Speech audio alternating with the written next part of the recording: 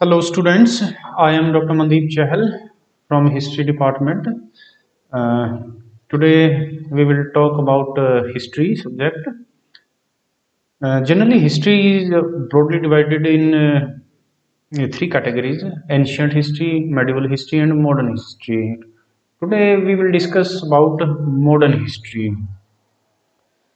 Modern history की जो starting है वो जनरली मानी जाती है जब ब्रिटिश इंडिया में आए थे इन 1600। और मॉडर्न हिस्ट्री में हम 1600 से लेके 1947 तक का टाइम पीरियड डिस्कस करते हैं। मॉडर्न हिस्ट्री को किसी पर्टिकुलर ईयर से डिफाइन नहीं किया जा सकता कि यहाँ से मॉडर्न हिस्ट्री स्टार्ट हुई है। ये एक संक्रमण का फेज है। कहने का मतलब है कि भाई हम मेडिवल हिस्ट्री और मॉडर्न हिस्ट्री को अलग नहीं कर सकते। दोनों एक दूसरे दोनों का एक दूसरे में संक्रमण है।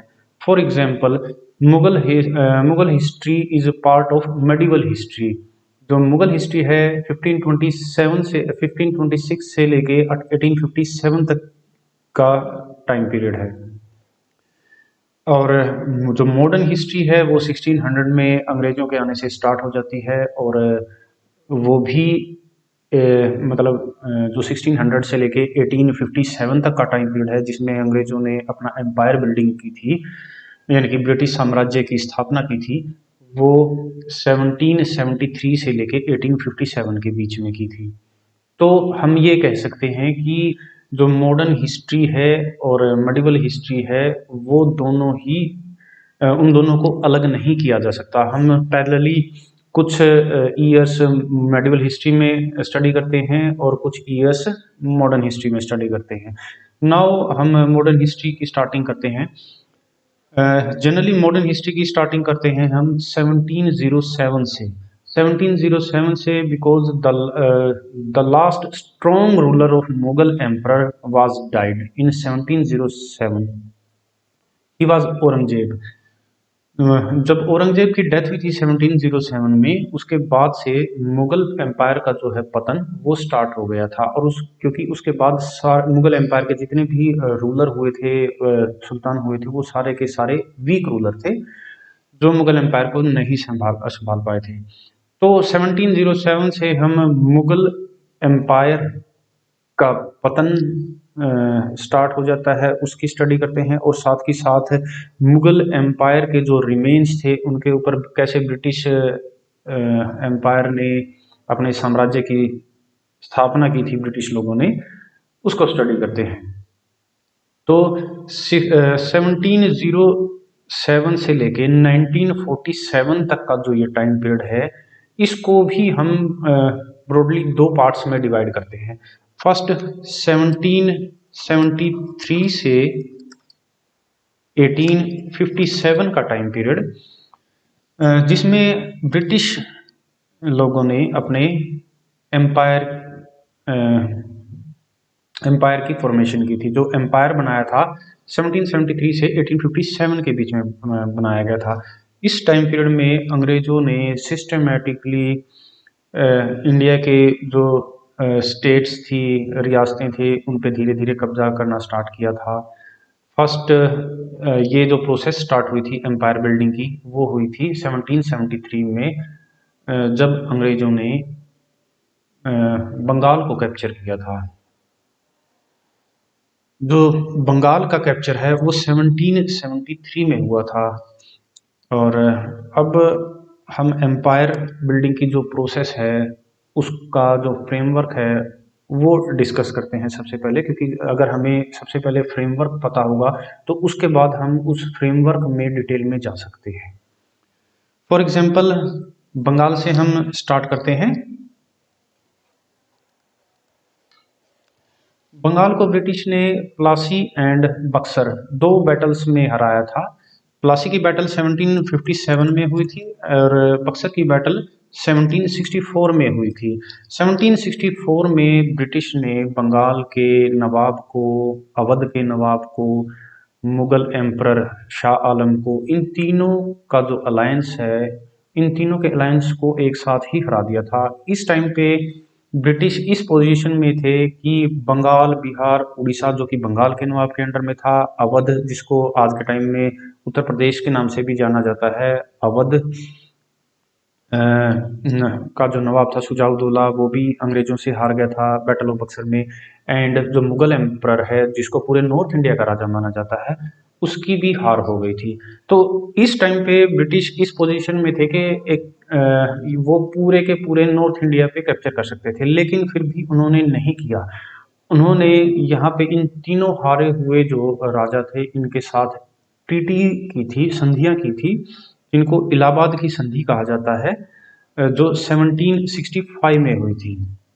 और 1765 से लेके 1773 तक का जो पीरियड है यहाँ पे अंग्रेजों ने द्वैध शासन की स्थापना की थी। द्वैध शासन जिसमें सारी रिस्पॉन्सिबिलिटी जो थी बंगाल के नवाब की थी, और जो पावर्स थी वो सारी की सारी ब्रिटिश कंपनी के हाथ में थी, ईस्ट इंडिया कंपनी के हाथ में थी।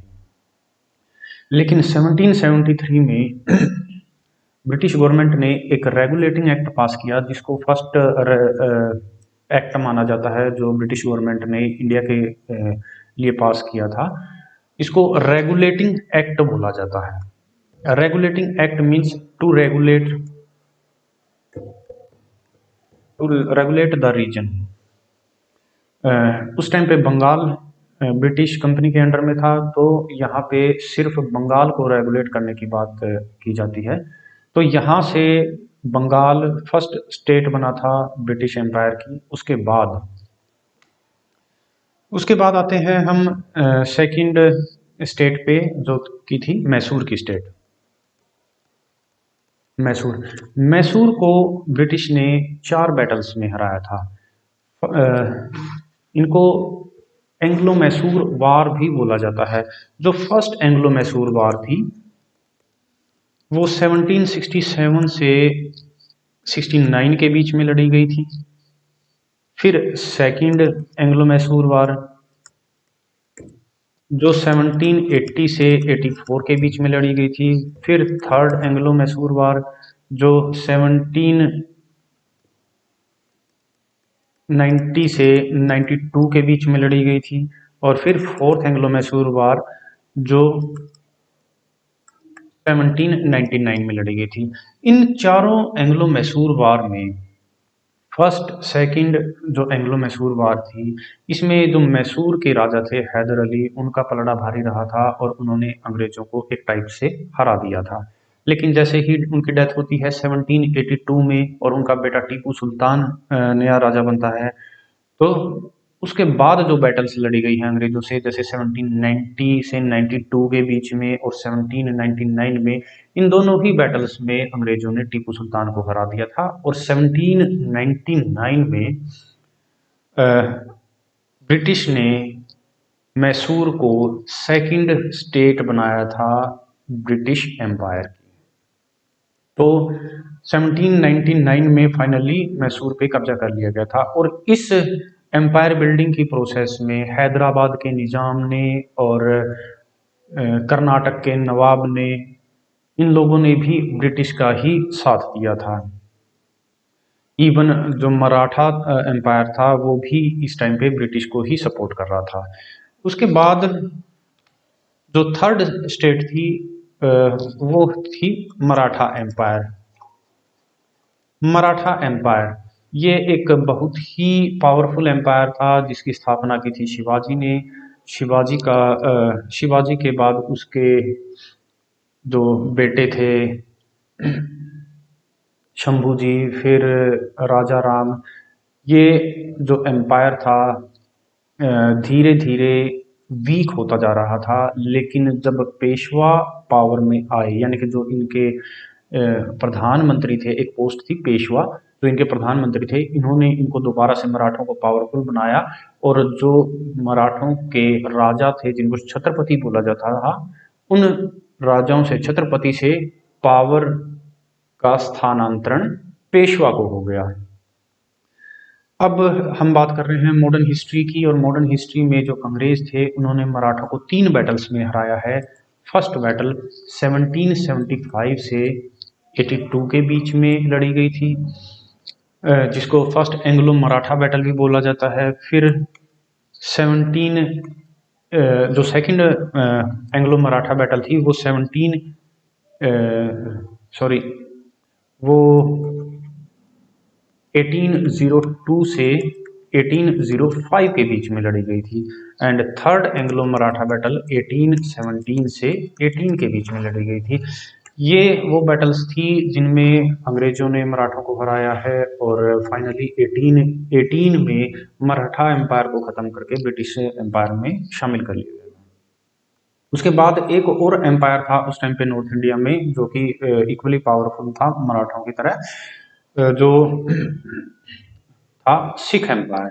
सिख एम्पायर की स्थापना हुई थी 17 सेंचुरी है उसके एंड में, जब राजा रणजीत सिंह का जन्म हुआ था। और राजा रणजीत सिंह ही इकलौते ऐसे पावरफुल राजा थे सिख एम्पायर के जिन्होंने इस एम्पायर की स्थापना भी की थी। और जब तक वो जीवित रहे थे तब तक ये इस एम्पायर पे ब्रिटिश कब्जा नहीं कर पाए थे।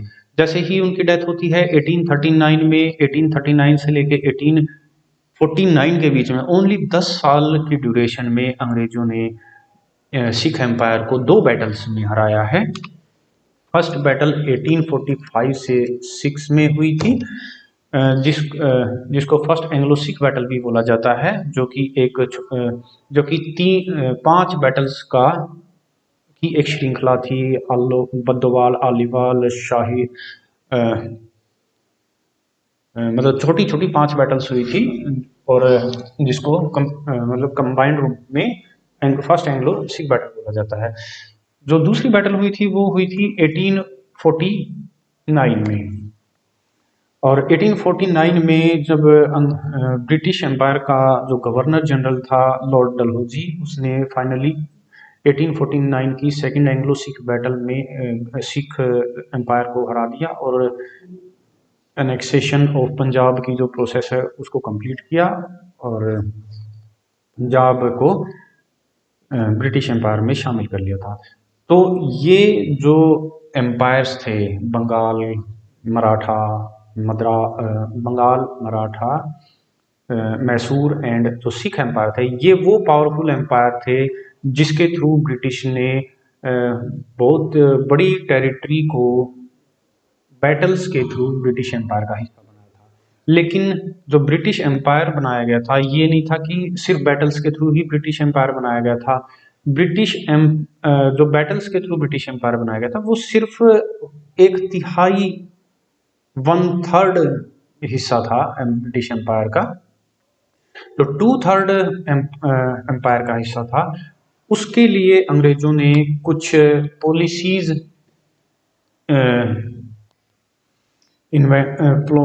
पॉलिसीज बनाई थी जिनके थ्रू अंग्रेजों को बैटल्स भी लड़नी नहीं पड़ी थी और बहुत सारा जो भारत का हिस्सा था उसको ब्रिटिश एम्पायर में शामिल कर लिया गया था। फॉर एग्जाम्पल मैं यहाँ पे सिर्फ 2 पॉलिसीज की बात करूंगा। First policy is subsidiary alliance.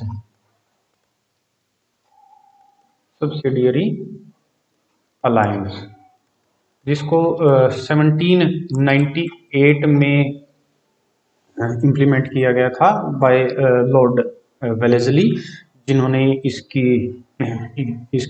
जिन्होंने इस सहायक संधि के जो प्रोविजन हैं उनको लागू किया था। सहायक संधि पहले भी अस्तित्व में थी लेकिन इस रूप में नहीं थी जिस रूप में लॉर्ड वेलेस्ली ने इसको इम्प्लीमेंट किया था। सहायक संधि के थ्रू इन्होंने बहुत सारी जो भारतीय रियासतें थी उनको ब्रिटिश एम्पायर में शामिल कर लिया था बिना किसी भी खून खराबे के। जो दूसरी पॉलिसी थी उसको डॉक्ट्रिन ऑफ लेब्स कहते हैं। Doctrine of labs, doctrine of labs है, इसको व्यपगत का सिद्धांत भी कहते हैं और इस सिद्धांत की स्टार्टिंग की थी लॉर्ड डलहौजी ने 1848 में। 1848 में। तो ये दूसरी पॉलिसी थी जिसमें लॉर्ड डलहौजी ने बिना किसी खून खराबे के भारतीय रियासतों को ब्रिटिश एम्पायर का हिस्सा बनाया था। इस इन तरीकों के अलावा कुछ इंडिपेंडेंट बैटल्स भी हुई थी, इंडिविजुअल छोटी छोटी बैटल्स हुई थी, जैसे अफगानिस्तान के साथ बैटल हुई थी, फर्स्ट एंग्लो अफगान वार, सेकंड एंग्लो अफगान वार, फर्स्ट बर्मा की बैटल हुई थी 1824 में, बर्मीज वार, ब्रिटिश और बर्मा की बैटल। उसके बाद 1851 में म्यांमार की बैटल हुई थी, जिसमें इसके अलावा गोरखा 1814 में गोरखा बैटल हुई थी, पिंडारी बैटल हुई थी 1817 में। इन बैटल्स के थ्रू भी अंग्रेजों ने बहुत सारे जो पार्ट्स हैं, चाहे वो भारतीय हों या फिर बर्मा के, म्यांमार के जो पार्ट हैं, उनको ब्रिटिश एम्पायर में शामिल कर लिया था। तो जो आज का हमारा टॉपिक ऑफ डिस्कशन था वो सिर्फ एक फ्रेमवर्क का टॉपिक था, जो हमने 1773 के से लेके 1857 के बीच में ब्रिटिश एम्पायर बिल्डिंग हुई थी, उसमें अंग्रेजों ने कैसे ये एम्पायर बिल्ड किया था, कौन कौन सी बैटल्स लड़ी थी, ये सब था। Thank you.